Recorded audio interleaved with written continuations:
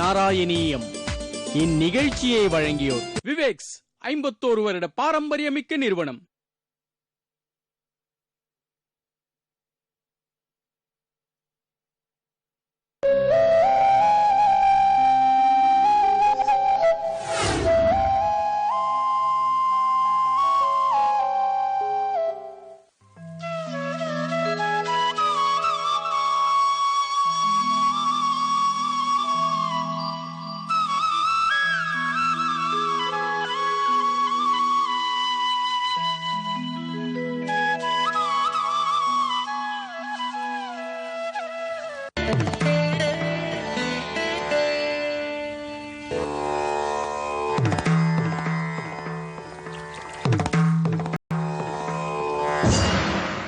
இருபத்தி 29வது ஸ்லோகம் எதிராய சப்தத்தில் தற்போது நம்மால் அனுபவிக்கப்பட்டு வருகின்றது.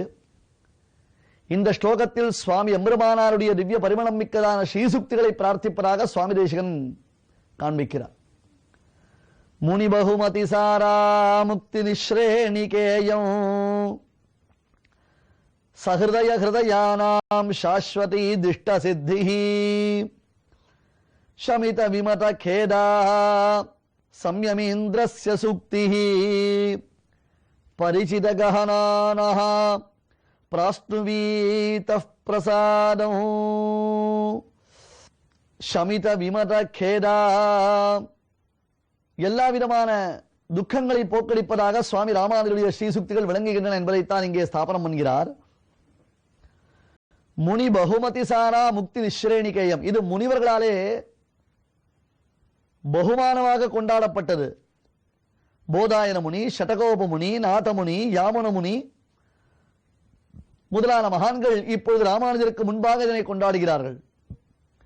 அதற்கு முன்பாக வசிஷ்டர், பராசரர், சக்தி முதலான மகரிஷிகள் கொண்டாடுகிறார்கள்.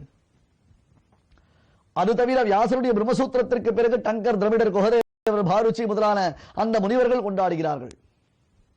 இப்படியெல்லாம் எல்லோரும் பகுமானிக்கக்கூடியதாக சுவாமியுடைய ஸ்ரீசுக்தி வைலட்சண்யங்கள் அமைந்துள்ளன.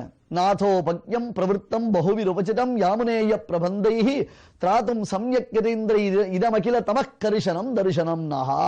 சங்கல்ப சூரியத்தில் சுவாமி சாதிப்பார், இது நாதோபக்யம் பிரவருத்தம், நாத முனிகளினாலே பிரவர்த்தித்தமானது ஒரு சத் சம்பிரதாயம் என்றோ இந்த சம்பிரதாயம். அதனை கட்டி காப்பாற்றிய வள்ளல் யார்? சுவாமி ராமானுஜர். இதனை இன்னொரு இடத்தில் அங்க காண்பிக்கிறார். நாதாஸ்லேஷ சனாதனாத் ஸ்ருதிவது வைதவ்யகேதச்சிதம் பிராச்சீனாம் நய பத்ததிர் யதிபதிஹ பிராச்சீகசேன்னைஷசேத் வியாசோஹாசபதீகிருதः பரிஹிருதः பிராச்சேத क्लृप्तः केलिशुकः शुकः सचमुधा பாதாய போதாயனஹ. வேதம் என்னும் அழகானது ஒரு பெண், அதிரூபவதி, அதிசுந்தரி. எல்லோருக்கும் அந்த வேதம் என்னும் பெண்ணை பார்த்த மாத்திரத்தில் பிடிக்கும். அத்தகையதொரு பெண்ணுக்கு தகுந்ததான ஒரு வரனை முடித்து கல்யாணம் செய்து வைத்தார்கள். என்ன ஆயிற்று தெரியுமா? அந்த மாப்பிள்ளையை ஒரு சிலர் கொன்று விடுவதற்காக முயற்சிக்கிறார்கள். வேதம் என்னும் பெண் தான் கல்யாணம் செய்து கொண்டிருக்கக்கூடியதான அந்த மணாளனை இவர்கள் கொன்று விடுவதற்காக முயற்சிக்கிறார்கள். அர்த்தம் புரிகிறதோ? வேதம் கல்யாணம் செய்து கொண்டிருக்கக்கூடிய மணாளன் யார்? எம்பெருமான் தானே. எம்பெருமான் என்பவன் யார்? பரபிரம்மம் தானே. அந்த பரபிரம்மம் என்பது யார்? அதுதானே உலகத்தின் காரணம். இப்பொழுது உலகத்திற்கு பரபிரம்மம் காரணம் இல்லை, உலகம் தானாக தோன்றியது. பரபிரம்மம் என்பது எதுவுமே இல்லை. அந்த பரபிரம்மத்தை நம்புவது வீண். அந்த பரபிரம்மத்தை எல்லாம் நாம் நினைத்து பார்க்க தேவையில்லை. அப்படி ஒரு தத்துவமே கிடையாது என்று சொல்ல ஆரம்பித்து விட்டால் என்ன ஆகிவிட்டது? இந்த பெண்ணுக்கு ஒரு மணவாளன் என்பவன் இல்லை எனில் கணவனை இழந்தவளான பெண் என்ன செய்வாள்? அவள் கைம்பெண் அன்றோ? அழகானதொரு பெண் தான் கணவனை இழந்து விட்டாலேயானால் அந்த பெண்ணின் மனது எத்தகையதொரு துயரத்தில் ஆழ்ந்திருக்கும், எத்தகைய ஒரு துடிதுடிப்பு அவளிடத்தில் இருக்கும். ஐயோகோ, நாம் இன்னமும் வாழ வேண்டுமா, நம்முடைய வாழ்க்கை இப்படி வீணாகிவிட்டது என்றெல்லாம் அவள் மருக மாட்டாளோ? அப்படித்தான் வேதம் மருகியது. நல்ல வேளையாக சுவாமி ராமானுஜர் பிறந்ததினாலே வேதம் பிழைத்தது. ஸ்ருதிவது வைதவ்யகேதச்சிதம். என்ன சொற்பிரயோகங்கள் தெரியுமா இங்கே? ஸ்ருதிவது வைதவ்யகேதச்சிதம். வேதம் என்னும் பெண்ணரசிக்கு ஏற்பட்டிருக்கக்கூடியதான விதவை தன்மையை நீக்குவதற்காகவே அவதாரம் செய்த வள்ளல் எம் ராமானுஷன். என்ன சுவாமி இது, புதுசா அவர் ஒன்று ஆரம்பித்து விட்டார். ராமானுஜர் அவதாரம் செய்து இப்பொழுதுதானே 1000 ஆண்டுகள் ஆகின்றன. இந்த 1000 ஆண்டுகளில் அவருடையதான மதம் இப்பொழுது தான் ஆரம்பித்திருக்கிறது. அதற்கு முன்பாக 2000 ஆண்டுகளாக எத்தனையோ மதங்கள், 3000 ஆண்டுகளாக எத்தனையோ மதங்கள், 5000 ஆண்டுகளாக எத்தனையோ மதங்கள் என்பதாக சொல்லுகிறீர்களா? ராமானுஜர் பிராச்சீனமானதொரு மதத்தை மறுபடியும் உலகத்திற்கு காண்பித்தருளினார். எப்படி? வேதத்தில் ஏற்கனவே மறைந்து கிடந்ததான காயத்ரி என்னும் மகாமந்திரத்தை விஸ்வாமித்ர மாமுனிவர் தான் கண்டு உணர்ந்து உலகத்திற்கு உணர்த்தினார். அதற்கு முன்பாக அந்த மந்திரம் இல்லாமலேயா இருந்தது? அந்த மந்திரம் மறைந்திருந்தது. அதனை கண்டுணர்ந்து சொன்னவர் யார்? விஸ்வாமித்ர மகாமுனி. அதுபோன்று தான் பிராச்சீனாம் நய பத்ததிர் யதிபதிஹி பிராச்சீகஷது. அந்த மேலையார் செய்வனகள் என்பதாக முன்னோர்கள் சென்ற வழியில் சுவாமி ராமானுஜர் இந்த சம்பிரதாயத்தை ஒருவேளை ஸ்தாபிக்காமல் போயிருந்தால் அதை எப்படி பார்க்க வேண்டும்? ராமானுஜர் தோன்றி இந்த சத்சம்பிரதாயத்தை முன்னோர்கள் காட்டிய வழியில் அவர் நிலைநிறுத்தாமல் போயிருந்தால் வேதம் என்னும் பெண்ணானவள் விதவையாகி இருப்பாள். வேதம் என்னும் பெண்ணிற்கு அவள் கணவன் இழந்திருக்கப்பட்டிருப்பான். அவள் கைம்பெண்ணாகியிருப்பாள். அடுத்தது வியாசோ ஹாசபதி கிருதா பரிஹிருதா பிராச்சேதசேதசா. வியாசர், வியாசர் என்றால் வியாசர் ஹாசர், வியாசர் ஹாசர். என்னையா வியாசர், என்ன பெரிய வியாசர், என்ன சொல்லிட்டார்? ஏதோ மகரிஷி பொழுதுபோக்காமல் ஒரு மரத்தின் அடியில் உட்கார்ந்து ஏதோ சொன்னாரே, அதெல்லாம் பிரமாணமா என்று மக்கள் அவரை எள்ளி நகையாடச் செய்திருப்பார்கள். சகோவாச வியாசப் பாராசர்யஹ. ஆஹா, அந்த மகாத்மா வியாசர் எப்பேற்பட்டவர்! அந்த மகனியர் அவர் சொன்னாரே, அவரன்றோ பிரம்மசூத்திரங்களை எல்லாம் எழுதினவர், அவரன்றோ அஷ்டாதச புராணானாம் கர்த்தா சத்யவதி சுதஹா என்று வியாசாய விஷ்ணுரூபாய வியாசரூபாய விஷ்ணவை என்றெல்லாம் இந்த வியாசருடைய பெருமை ஸ்தாபிக்கப்பட்டது. இல்லை என்றால் வியாசோஹாசபதி கிருதா பரிகிருத பிராச்சேதசா சேதசா. வால்மீகி, வியாசருக்கு முன்பாக வால்மீகி.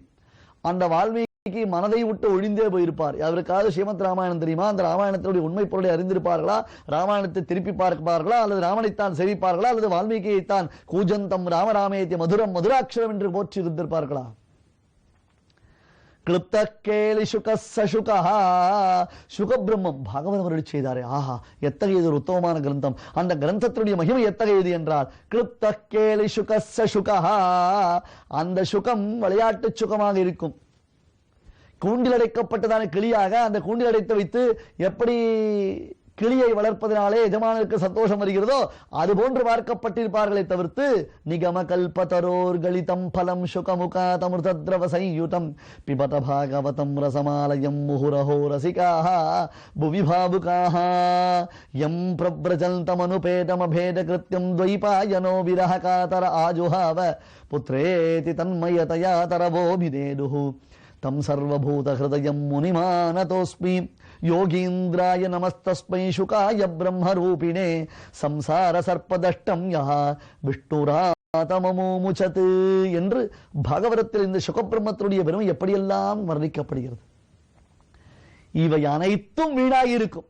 அவ்வளவு வருத்தம், அத்தகையதொரு கொடிய நிலை. என்ன நிலை? வேதத்திற்கும் வேதத்தை பிரச்சாரம் செய்த மகனீயர்களுக்கும் வேதத்தின் பெருமையை போற்றும் மகான்களுக்கும் இத்தகையதொரு நிலை ஏற்பட்டிருக்கும். நல்ல வேளை எம் ராமானுஜர் அவதாரம் செய்தார். அந்த வேதம் என்னும் பெண்ணின் கணவனை காப்பாற்றினார். பரம் பிரம்மைவாக்யம் பிரமபரிகதம் என்று ஒருத்தர் ஆரம்பித்தார். ஆனால் சுவாமி தான் அவதாரம் செய்து தன்னுடைய ஸ்ரீசுக்தியினால் ரட்சணம். எப்படி ஒருவனுக்கு கொலை மிரட்டல் ஏற்பட்டது என்றால் உடனே அவருக்கு தகுந்ததான பாதுகாப்புகளை எல்லாம் ஏற்படுத்தி அது மூலமாக அவரை காப்பாற்றுகிறோமோ அந்த மாதிரி பிரம்மத்தை அழிப்பது, பிரம்மத்தை முழுவதுமாக ஏற்றுக்கொள்ளாமலேயே தள்ளிவிடுவது, பரபிரம்மத்தை ஜெகத்காரணமாக ஒப்புக்கொள்ளாமல் இருப்பது என்னும் நிலைப்பாடு ஏற்பட்ட பொழுது சுவாமியினுடைய அவதாரம். இந்த இடத்தில் சுவாமியினுடையதான ஸ்ரீசுக்திகள் தான் பிரம்மத்தை காப்பாற்றும் ஒரு வேலி. ஒரு பெண்ணுக்கு அவள் கழுத்தில் கட்டப்பட்டிருக்கக்கூடியதான மங்கள நான்கயிறுத்தான் அவளுக்கு வேலியாக, அவளை ரட்சிப்பதாக இருப்பதை போல சுவாமி பேதஸ்ருதி, அபேதஸ்ருதி, கடகஸ்ருதி முதலான ஸ்ருதி வாக்கியங்களினாலே அந்த மங்கள சூத்திரத்தில் 3 முடிச்சு போடுவதை போல இந்த 3 முடிச்சிட்டார். நாதாஸ்லேஷ சனாதனாத் ஸ்ருதிவதூ வைதவ்யகேதச்சிதம் பிராச்சீனாம் நய பத்ததிர்யதி பதிஹி பிராச்சீகஷேன்னைஷ சேத் வியாசோஹாசபதீகிருதः பரிஹிருதः பிராச்சேதசச்சேதசः क्लुप्तः केलिशुकः शुकः स च मुधा பாதாய போதாயனஹ. இப்படி மகரிஷிகள், போதாயனர் முதலான மகரிஷிகள் எல்லோரும் கஷ்டப்பட்டிருப்பார்கள் என்று சொன்னார் அல்லவா? அப்படியானால் இவை அனைத்தும் தற்பொழுது சுகமாக இருப்பதற்கு யாரு காரணம்? எம் ராமானுஜருடைய ஸ்ரீசுக்திகள் தான் காரணம் என்றால் அந்த ஸ்ரீசுக்திகளை வணங்க வேண்டும், ராமானுஜருடைய அருளிச் செயல்களை வணங்க வேண்டும். அந்த அருளிச் செயல்கள் நம்மை ஆனந்தப்படுத்தட்டும், நம்மை அனுகிரகம் செய்யட்டும் என்று 29ஆம் ஸ்லோகத்தில் பிரார்த்தித்துக் கொள்கிறார். இந்த ஸ்லோகத்தின் பாவகர்ப்பிதமான அர்த்தங்களை மேலும் தொடர்ந்து அனுபவிக்கலாம்.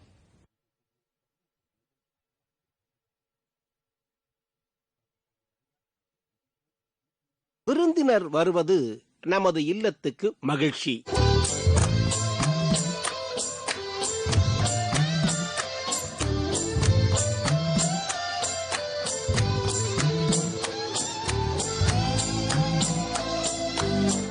சமுதாயத்தில் பல மாற்றங்கள் ஏற்பட்டால்